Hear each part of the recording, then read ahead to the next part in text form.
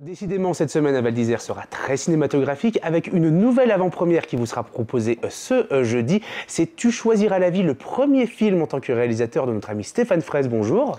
Eh ben bonjour. Stéphane Fraisse, un grand habitué de Val d'Isère. Hein. Bah ouais. Ça fait combien de temps que vous venez? 18e siècle.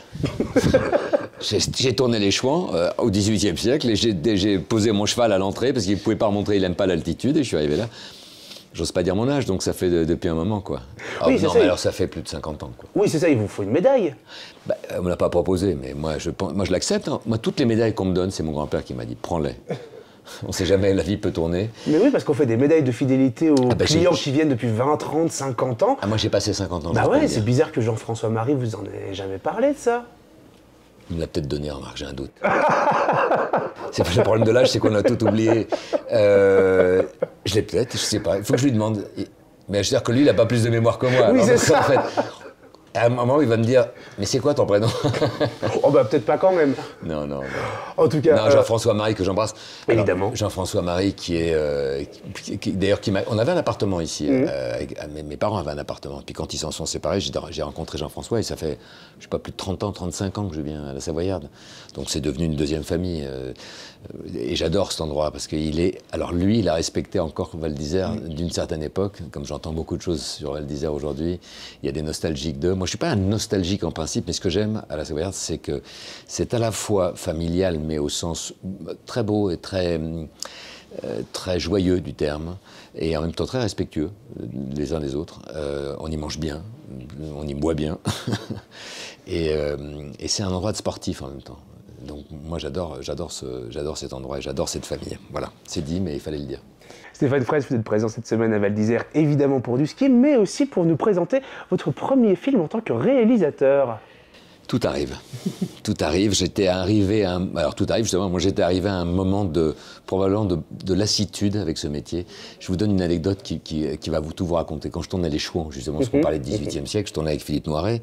Et un jour, on était chacun sur notre cheval, l'un à côté de l'autre, habillés en Chouan. Il faisait une chaleur de bête. De Broca, qui était le réalisateur, était à 200 mètres avec une longue focale. Bref, on était seuls au monde avec une petite falaise qui donnait sur la mer. Les chevaux ne bougeaient pas, c'était des chevaux de cinéma. Donc en fait, rien ne se passait. Une demi-heure, trois quarts d'heure, on attendait que le soleil se couche et à un moment, Noiret se tourne vers moi et il me fait « Tu vois Stéphane, je crois que j'en ai un peu assez de faire l'enfant. » Et moi, je pense qu'à son âge, quand son âge est arrivé, j'ai éprouvé ce sentiment qu'il y avait quelque chose qui ne me contentait plus complètement, que je m'étais éloigné. De quoi? Je ne sais pas. Et c'est ce que d'ailleurs le film m'a permis de comprendre, parce qu'en me mettant à écrire, j'ai été au fond, autant acteur que spectateur de ce qui se passait, j'ai vu sortir ce sujet, qui est le sujet du film, puisque le film parle de transmission, de liberté, d'émancipation. Le film s'appelle Tu choisiras la vie, Tu choisiras la vie, c'est ces deux êtres qui vont s'arracher ou tenter de s'arracher, pour ne pas raconter trop l'histoire, à un héritage qui est trop lourd pour eux. Elle sort d'un milieu orthodoxe, religieux, juif, très contraignant. Lui, il est accroché à sa terre, il s'enterre avec son tracteur au sens propre et au sens figuré tous les jours. Et ces deux êtres qui sont dans une impasse de vie, qui n'auraient jamais dû se rencontrer. C'est pour ça que j'aime le film et que je crois que les gens l'aiment, parce que ça fait partie de ces rencontres improbables dont on espère qu'elles arrivent un jour. Et quand elles arrivent, elles débloquent beaucoup de choses, elles nous rouvrent une porte. Il y a un très joli proverbe italien, parce que moi j'ai tourné le film dans les Pouilles, qui dit « Si chiude una porta, si apre un portone ». Ça veut dire une porte se ferme et alors derrière, une plus grande porte s'ouvre. C'est ce qui va se passer pour eux, mais au fond, c'est ce qui s'est passé pour moi. C'est-à-dire que j'avais besoin d'écrire ce film pour réouvrir une porte, faire rentrer de la lumière, me remettre en question, en doute. Et le métier d'acteur, il est formidable. On est un personnage, c'est merveilleux d'être un personnage. On est un autre, donc. Et moi, j'ai passé ma vie d'autre en autre. Et au bout d'un moment, ce que je te disais tout à l'heure, je me suis trouvé loin, mais je ne savais pas loin de quoi. Voilà. Et là, je suis en train de me remettre en phase. Et justement, en passant pour la première fois derrière la caméra, c'est vous qui êtes aux manettes. Ça change beaucoup de choses. Oui, bien sûr. D'abord, ça permet de comprendre combien ce métier, c'est pas juste qu'on vienne te chercher dans ta loge, qu'on te dise que tu es un très bon acteur quand les gens le pensent, pas toujours. Et non, je suis en rigolant, mais et on t'amène là, on te maquille, et tu dois connaître ton texte quand même. Bon, je caricature les choses, évidemment, c'est beaucoup plus complexe que ça de faire ce métier. Et surtout quand on fait un métier comme ça a été toujours le cas pour moi, dans un besoin d'aller vers un personnage qui m'aide à grandir. Je me suis d'ailleurs souvent dit que c'était pas moi qui avais choisi mes personnages, mais que c'était eux qui m'avaient choisi. On est dans un état d'exigence qui fait que c'est profondément excitant, douloureux, généreux. C'est un merveilleux métier, mais quand on passe de l'autre côté, on voit qu'on n'existe pas s'il n'y a pas tout le reste. S'il n'y a pas ce collectif merveilleux, ces techniciens qui, pour une raison qui m'échappe encore, se donnent aussi généreusement du matin au soir pour pas gagner grand-chose, il faut dire les choses aussi comme elles sont, parce qu'ils croient en un projet, parce que pendant 1 mois et demi, c'est l'objectif de leur vie, la nécessité de leur vie. J'ai appris à découvrir ce que c'était un collectif au service d'une histoire. Ça, c'est merveilleux. Peut-être aussi parce que quelle que soit la taille d'un film, ça reste quand même de l'artisanat, de la bidouille, du travail manuel. Ben oui, ça reste du travail manuel. Enfin, manuel, oui, il y a de la technique. C'est une petite société, un plateau de cinéma. Tout est mis à l'honneur. La sensibilité, l'intelligence, l'instinct, la technique. Tout le monde a sa place. Moi, je regardais l'équipe déco de mon film construire un mur avec un soin incroyable, maquillant, enfin, donnant l'impression que le mur avait des fissures. Et quand on a tourné la scène derrière, le détruire comme ça, en 10 minutes, je me suis dit, mais c'est merveilleux. C'est merveilleux de pouvoir être là, se poser la question sans peut-être même risquer de ne pas dormir parce qu'on se demande si cette fissure, elle est bien faite. Et pam, tout balayé quelques semaines plus tard, sans regret. Parce que c'est ça, la vie. C'est de savoir construire et ne pas avoir peur de remettre chaque fois tout en question. C'est ce que dit mon film, d'ailleurs. Mon film, il pose question. Il pose la question de quoi sommes-nous faits? Qu'est-ce qu'on nous a transmis? Et qu'est-ce qui a été trop lourd pour nous? Et qu'est-ce qui nous rend un peu bancal? Qu'est-ce qui nous écrase au sol? J'entends après chaque débat de mon film des gens me dire ah, c'est fou, c'est mon histoire, l'histoire d'Esther. Et puis c'est des gens qui me disent moi j'ai pas eu ou le courage ou la force, ou certains me disent oui, moi je suis sorti de ça et je sais ce que ça veut dire être un sortant. C'est-à-dire c'est le mot qu'on donne à ces gens-là, être un sortant, c'est-à-dire prendre le risque de remettre du doute, de la fissure justement, partout. Mais pour moi, le doute, la fissure, c'est de l'oxygène, c'est de la vie, c'est de l'envie. Et je vois ces gens qui viennent vers moi et qui me disent ça, je les vois rayonner. Ils sortent du film comme si je les avais renvoyés à leur propre choix, des choix qui les ont redonnés à la vie, rendus à la vie. Et ça, c'est merveilleux. Vous le dites, hein, mon film, c'est quelque chose de très personnel hein, pour votre histoire. Le fait de le sortir, est-ce que ça reste encore après votre film ou ça devient le film du public? On dit souvent que c'est plus son film. Moi, je ne le crois pas vraiment. Non, ça reste mon film. Ce qui est beau, c'est le partage. Beaucoup de programmateurs ou de propriétaires de salles, d'exploitants, voilà, chercher le mot, qui me reçoivent, me disent c'est rare de voir un réal se balader autant, se donner aussi follement et généreusement pour la visibilité de son film, pour le faire voir. Et en fait, non, pour moi, c'est essentiel. C'est essentiel parce que le sujet, justement, je sais que le sujet bouleverse dans le sens qu'il questionne et qu'il non seulement renvoie les gens à leur propre histoire, mais me renvoie moi aussi à ma propre histoire. C'est pas parce que j'ai fait ce film que j'ai répondu aux questions. D'ailleurs, je vous le disais, je pose des questions, mais il n'y a pas de réponse.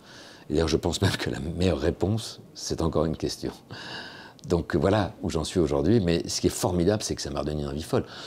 Je continue à faire l'acteur et je sais le faire, donc tant mieux, je continuerai tant que je me sentirai encore de l'envie. Mais surtout, cette porte que j'ai ouverte, c'est une porte qui s'ouvre sur un regard beaucoup plus aigu, urgent aussi, que je pose sur le monde et sur moi en particulier. La partie des avant-premières a commencé depuis quelques semaines maintenant, j'imagine. Oh, même des mois, ça fait 3 mois que je ne suis pas là. 3 mois, alors comment est-ce qu'on envisage ces avant-premières en tant qu'acteur et en tant que réalisateur? Est-ce qu'on fait la même chose? Est-ce qu'on fait le même travail de promo? Non, pas du tout. Mais non, on ne fait pas le même travail de promo, puisque justement, quand on est acteur, on vient pour parler de son personnage, qui parfois pèse sur le film. Et donc c'est important, c'est très important pour un réalisateur quand l'acteur ou l'actrice l'accompagne. Mais là, en fait, c'est bien au-delà de ça que je viens raconter une histoire. Je ne viens pas seulement parler des personnages, je viens me parler d'une urgence de vie, d'une urgence de pointer du doigt quelque chose qui m'empêchait de vivre. Et ça, seul moi peut le faire. Et puis c'est un travail aussi où je peux rendre hommage enfin à tous les gens avec qui j'ai travaillé. Et quand on me demande votre film, il est inspiré par quoi, par qui, je ne sais pas, il est inspiré par beaucoup de choses. Je les vois, les références parfois, mais c'est une manière de les... Enfin si, je sais d'ailleurs, et justement, je les cite, ces gens qui ont jalonné ma vie, qui lui ont donné du sens. Voilà, c'est important, c'est le mot sens en fait, redonner du sens à sa vie.